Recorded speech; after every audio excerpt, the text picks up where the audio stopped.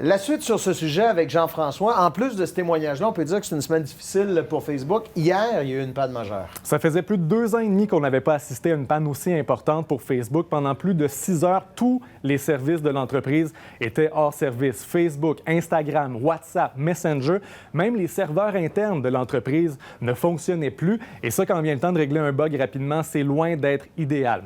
Aujourd'hui, le VP infrastructure de Facebook a publié un long message, beaucoup de termes techniques là-dedans. On évoque des changements de configuration des routeurs fédérateurs, le backbone, qui coordonne le trafic Internet entre les centres de données. Donc, si on vulgarise, on a complètement écarté Facebook de la carte routière de l'Internet pendant plusieurs heures. Et ce que nous dit Facebook, c'est que ce n'est pas le résultat d'une activité malveillante, ce serait plutôt une erreur de configuration du côté de Facebook. Et on nous assure également qu'aucune donnée personnelles n'ont été compromises pendant la panne hier. On a vu passer bien des blagues là, sur des gens qui avaient eu à se passer de Facebook pendant 6 heures. Oh mon Dieu, que c'était grave. Oui. Mais sauf que ça peut avoir des conséquences de communication quand même assez importantes. Oui, dans certains pays, et là j'insiste sur WhatsApp, 2 milliards d'utilisateurs, 180 pays. Dans bien des pays en développement, WhatsApp, c'est le principal moyen de communication.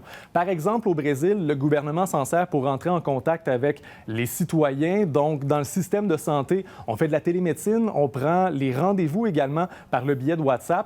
En Inde, c'est plus de 400 millions d'utilisateurs et là-bas, on s'en sert comme plateforme d'échange de biens et de services. Donc, quand l'appli ne répond plus, c'est une partie de la chaîne d'approvisionnement du pays qui ne fonctionne pas de façon optimale. Donc, ici, une panne, c'est un désagrément, mais dans ces pays-là, ça peut être lourd de conséquences.